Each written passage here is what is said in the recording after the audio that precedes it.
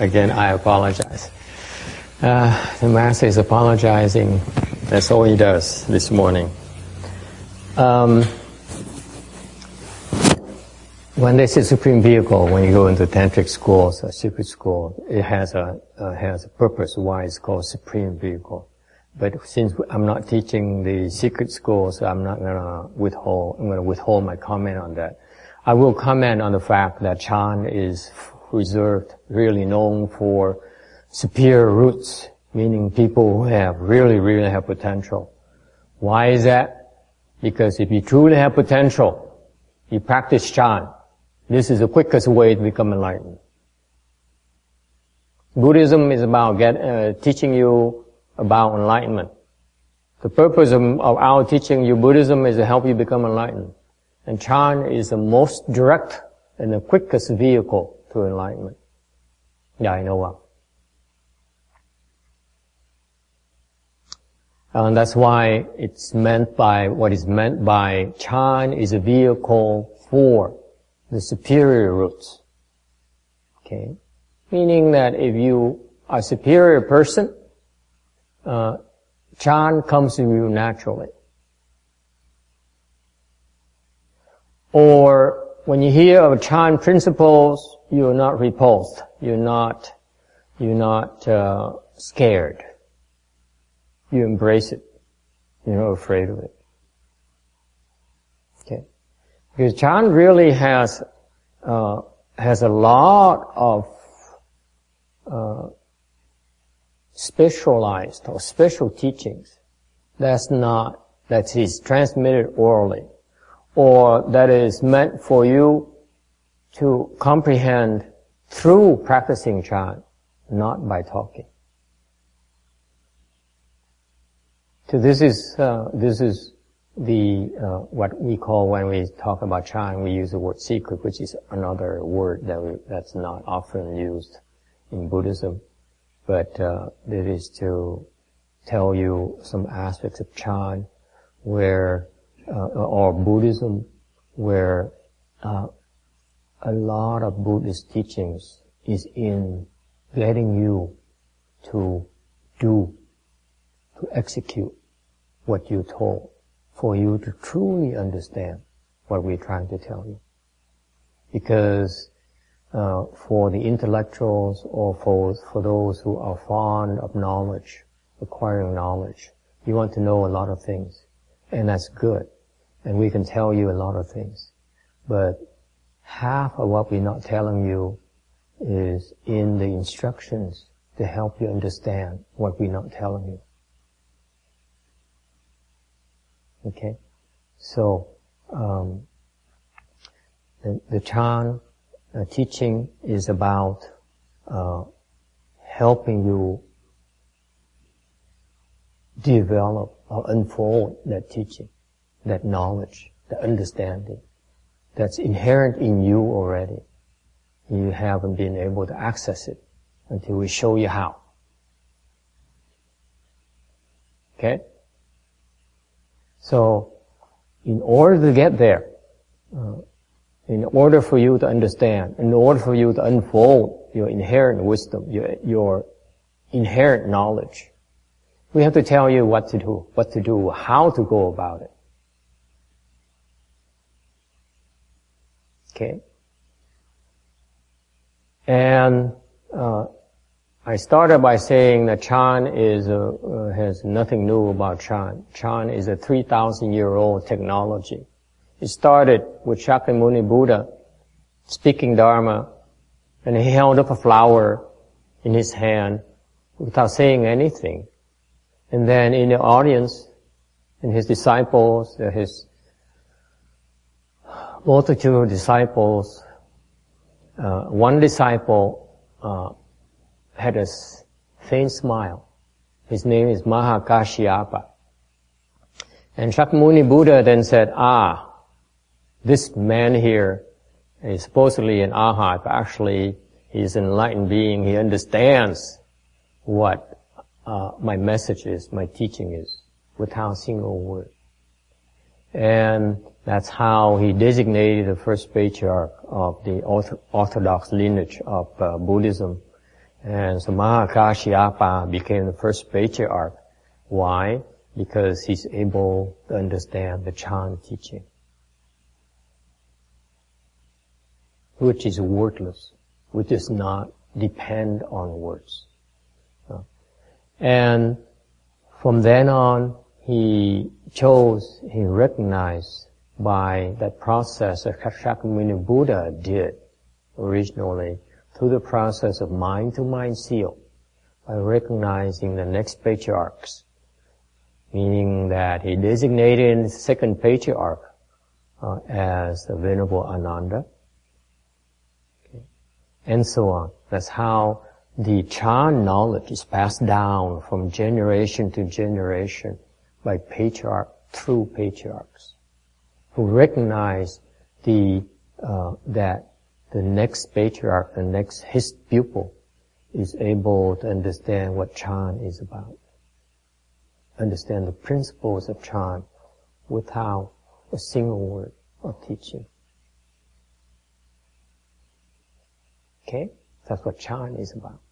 So then, from then on, each patriarch job is to make sure that knowledge is passed on to the next generation. So my teacher is Venerable Shenhua in the lineage of the Weiyang lineage of a Chinese school, Chinese Chan school. Chinese in the Chan school is divided into several sects as well, and the 5 remaining Mahayana Chan sects, and one of them is Weiyang. Weiyang is where my late teacher, Chinese teacher, Venerable Shenhua, was recognized as a patriarch. So he understands about Chan. Okay? And so each patriarch is supposed to pass on that knowledge to make sure that the Chan knowledge is understood by his pupils. And Venerable Shenhua had quite a few accomplished Chan practitioners, disciples, who understand Chan very well. Okay? And how do they make sure that the Chan knowledge is passed on to the next generation? By teaching you about samadhi. By teaching us how to enter samadhi. Okay? Because the only way for you to unfold your inherent knowledge, your inherent wisdom, is by entering samadhi. The knowledge, the deeper knowledge of Chan or Buddhism can only understood or penetrated by high levels of samadhis. So the Chan school is about helping you enter samadhis quietly. Okay? You know it, your teacher knows it, no one else knows it.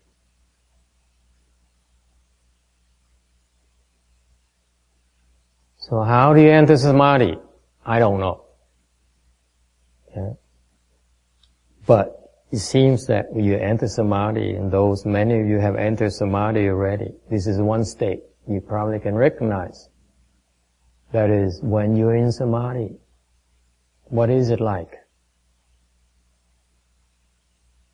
It took me a few years before I understood what it is to enter samadhi. And the first time I entered samadhi, I didn't realize I was entering samadhi. Even though after 3 years of practicing meditation, I have yet to understand what it is like to enter samadhi after all the books I read on meditation in all the languages you can think of. English, Vietnamese, Chinese, well, not much in Chinese, French, and so on. And so the first time I entered samadhi is while walking. When I walk, I enter samadhi. And back then, I didn't even realize I entered samadhi until later, like a year later. Because even though I was with my master's group, but no one ever taught me that much about it.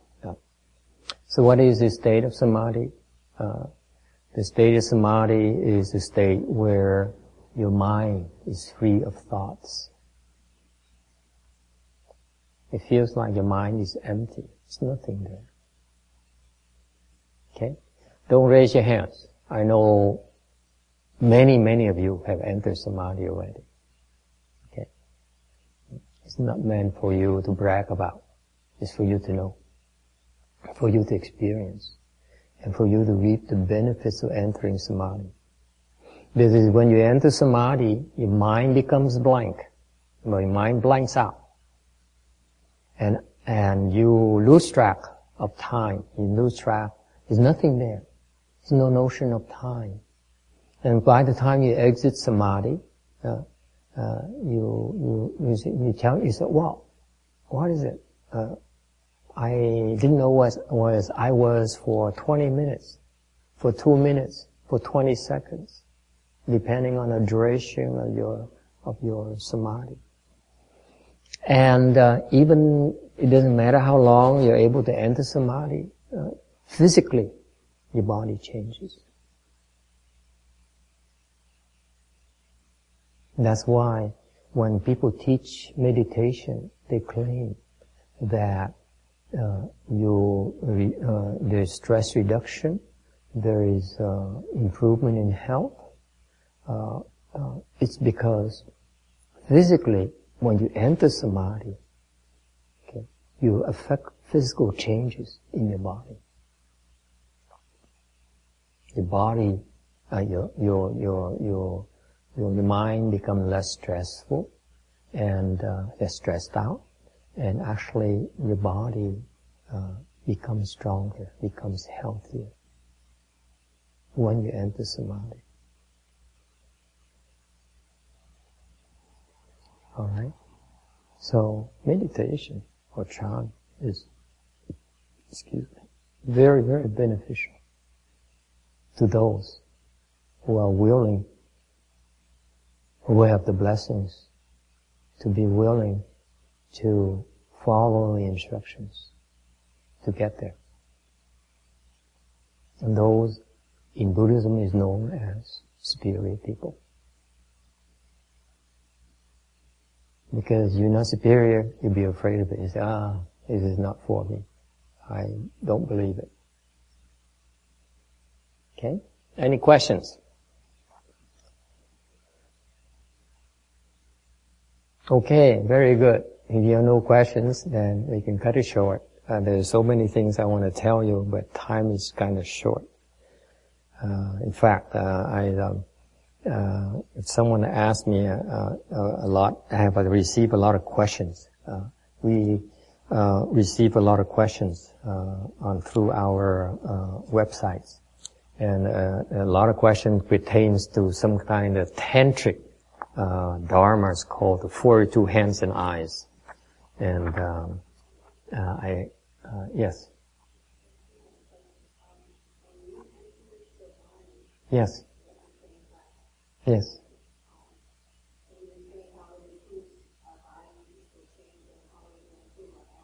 Yes. Yes. Yes. Yes. Absolutely. The longer you stay in samadhi, the more healing you affect. The more healing you receive. The higher level of samadhi, the more healing occurs. Beats me. If I know, then I wouldn't be here talking to you. I'd be entering samadhi myself. You have to practice. You have to really have to meditate. And the one reason that you will be able to enter samadhi is not want to enter samadhi. Forget about it. After I tell you about samadhi, you just do what we tell you to do. Then you naturally enter samadhi. Okay? Why is it healing? There's interest in the healing. Why is it healing when you enter samadhi?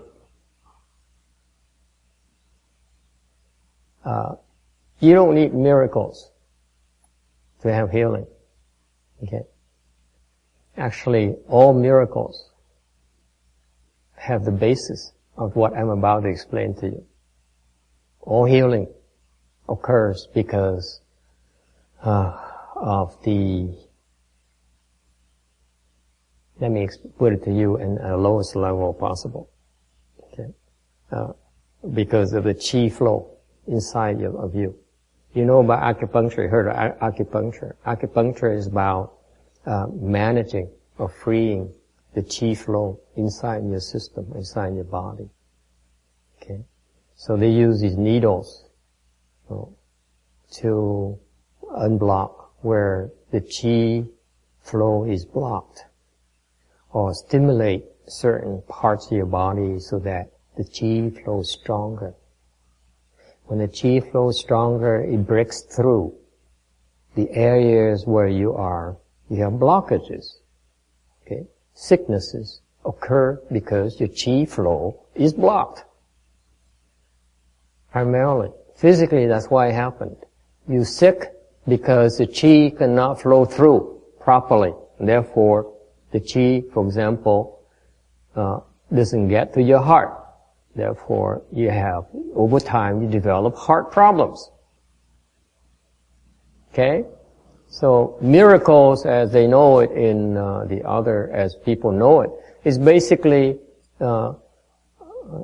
occurs because the chi flow is unblocked. The blockages are unblocked. Okay? So you can have miracles in two ways. Number one, by external intervention. Let's say, through your acupuncturist or through your God, who does something to unblock your blockages. Okay? That's a miracle. And you heal.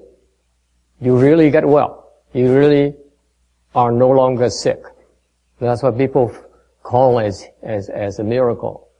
The other form of miracle you can have is you can do it yourself. You can do it yourself by unblocking your own blockages through meditation. Alright? So that's, is known as miracles. But miracles are the basis of chi management. Okay? Does it help? Yes. Sure. I was meditating and we went longer than the hour we had. Yeah, I know. I apologize again. But then it was so great because my back problem is gone because I was bearing it so much and I didn't realize it. And I consider that a miracle because I can sit down here. Maybe it's the pad. I think the teaching. Okay. So I'm so smart. Okay. I rest my case. Today, we just witnessed heard of another miracle. It is. I gotta say, I couldn't bear it, but I was bearing it from tons of it, and it just subsided. Yeah. Thank you for sharing it with us. You know, the point here, the second way to get a miracle is you do it yourself because you are capable of doing miracles, creating miracles for yourself. Okay? You just simply don't know how to do it. That's all. The superior roots people and people who are superior do it, and they reap those benefits themselves. Okay. The reason you have back problems because you have chi blockages. Therefore, they manifest in the form of pain. We all know about it in our training. Yeah, people are giggling again. We all know about that chi blockage is creating pain because we train you in meditation by teaching you to sit and cross your legs. Crossing your legs will cause the chi to be blocked around your knees and on your ankles. And therefore you're supposed to have pain, experience pain. Okay? And through that process, we show you how to conquer that pain and manage that pain and overcome that pain. And eventually, you will help you, make it easier for you to enter samadhi. Okay? Alright, so that's wonderful. It's wonderful. What happens is that, the longer you sit, the stronger your chi will flow. That's why now, because of the mistake, my mistake today, somebody had a miracle. So, congratulations. It's wonderful. You know that, you save yourself a lot of money. Acupunctures and pills, and worse, and better yet, you don't know that once your body starts having problems like that, it's not the only problem you experience it. There's a lot more problems. They don't come in one form. The doctors and the lawyers only know that one form. Okay? Actually, it's like many battlefronts.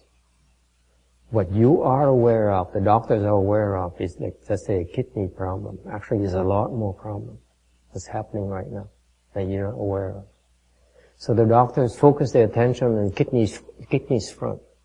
And what happens is it's the most inefficient way of healing, if you ask me.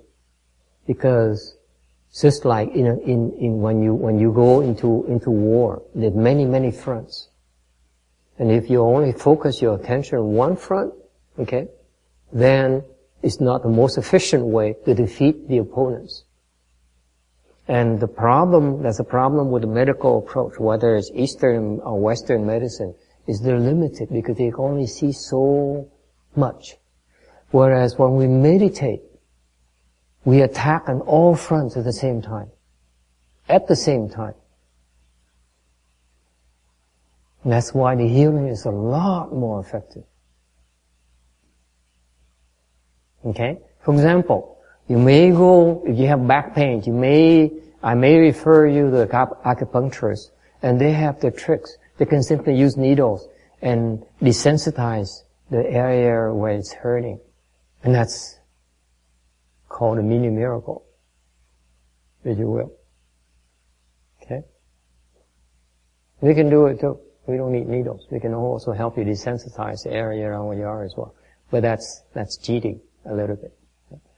But in meditation, okay, you learn and develop the ability to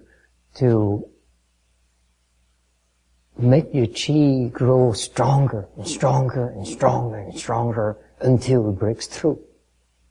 And when it breaks through, what is your name again? You, the back problem. Jim, okay. Jim, when it breaks through like that, actually you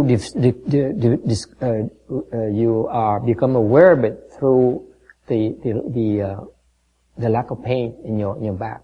Actually, it's also solving a lot more problems that you don't even have to be aware of. That's the wonders of meditation. That's the wonders of healing in meditation. That is by far the best form of healing that I know of. Okay? If you do what you're told, you can have those type of miracles yourself. Eventually. I don't want to oversell it, okay? It depends on, there's many levels, okay? For example, as I said, the longer you stay in samadhi, meaning that the more blessings you have to be able to stay in samadhi. You notice today, we have a lot of disturbance next door. There's people sitting out there and parking out there and triggering their car alarm. It happens a lot during our practice. You would not believe it, but when I was practicing, every single day for a month or two, a car alarm would go off. The same kind of alarm that I used to have 20 years ago. Okay? The same car alarm. Very loud, very nasty. And it occurs like 1 or 2 blocks away. You still can hear it. It's how loud it was. And I stayed at a temple in Long Beach Monastery. And every single day it would go off. You know when it goes off? When I meditated. Okay. So, you know, when you don't have enough blessings, you get all kinds of distractions. Okay? Because when the alarm goes up like that, don't we all have this same reaction? Again? What? Right? That's a distraction that prevents you from entering samadhi. So I'm saying that the longer you stay in samadhi, the more blessings you have. So you need to take care of your blessings level. And also, and then the longer it is, then the chi flows stronger, and therefore you're more healing. You can have more, you're attacking them, and therefore they're dispersing, they don't have the chance to regroup. Okay? Another level of healing you talk about, you should be aware of your level of samadhi. In Chan, there are many levels of samadhis. For example, we tell you humbly, modestly, that we teach about the 9 levels of samadhis. Okay? Meaning from first dhyana, through 4th dhyana, 5th samadhi, 6th, 7th, 8th samadhi. That's what the world, the human technology can bring you to. Meaning that you don't have to study Buddhism. You don't have to practice Buddhist practices. You can do the yogas. You can do the Hindus. You can do the Tai Chi. Many practices that will bring you from 8 to the 8th level of samadhi. The reason why I mentioned 9th is because only through Buddhism, the Buddhist practices, can you reach the 9th level of samadhi. Okay? So the higher level of samadhis you reach, the more powerful you can harness your chi flow. Okay? For example, the Chan school only Chan school has this technology called, or Dharma door, a method called the Huatou. The Chinese, the Japanese known as Gungan or Kon, or I don't know, whatever they call it. Right? I think it's Kon, Koan, Gungan, whatever, in Chinese, Kon in Japanese. That's a very powerful way of practice, powerful method of practice that is brutal, if you ask me. It's a brutal form of meditation. It's reserved for very brutal people. Many of you know about the Buddha's name recitation. It's a more gentle form of practice. The Huatou, or the Kon, is a much more brutal form of practice. It's so brutal that lately I started to enjoy doing that because I've been losing my temper recently, so it suits my needs right now. It's kind of brutality that's associated with very strong chi flows, and you harness it. And so that's why the higher level of samadhis you reach, the stronger you're able to render your chi flows, and you heal a lot more. And then you can help others heal as well. Okay? Alright. Any other questions? We need to make the announcement. I started talking about this maybe another day. I talk about this tantric practice here that people keep on bugging us about as a form of Chan practice as well. Chan, by the way, also encompass the secret school. Okay, so we let them call themselves supreme vehicle.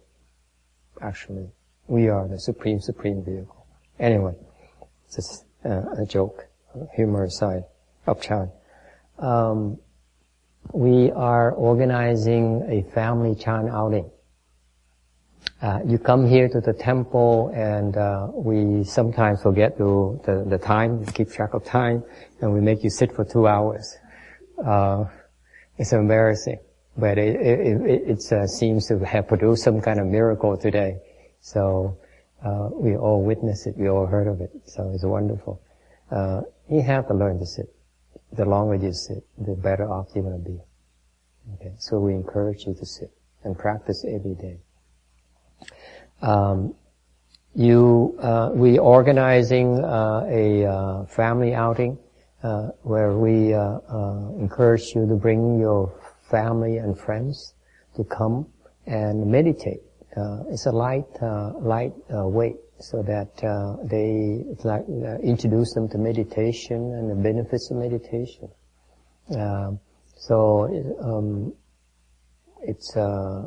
The reason we do that is because it's consistent with the spirit of Chan. The spirit of Chan is we learn to benefit ourselves. And we never lose sight of the fact that we want to benefit others as well. So we start by trying to benefit our friends and families. Okay? So what we try to do, this is new to us, we try to organize these family events where we invite you to bring your family and friends to these events, like this Chan session here. It's going to be organized, held at an orchard about an hour and a half from here on a Saturday. So we go there, we meditate, and then you can go pick your fruits. Those of you who are interested might want to. There's an airport there. There's an ultra light airplane. You can get up in the air. They only charge $40 an hour, which is very cheap. You ask me. Take advantage of it before they raise the price. I think it's a price that's like 10 years ago. Today it should be worth $80 or more. If you ask me. If I were to go into business, that's what I would charge. So it's a little bit of something for everyone. There's a picnic area where you go there, we meditate. And then if those are people who are not they can meditate for a while, and then we go pick the fruits yourself.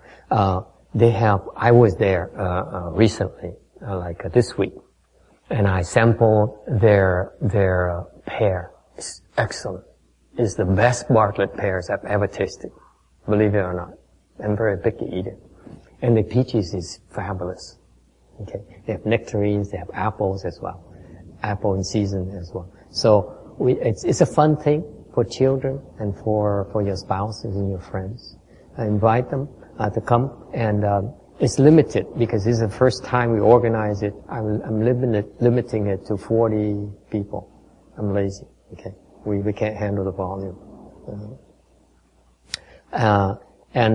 So you go there, you meditate a little bit, and we talk to them, and tell them about, and get them to experience the state of mind where you unwind, you let go of your thoughts, and experience how wonderful it is, how nice it is, that state of mind.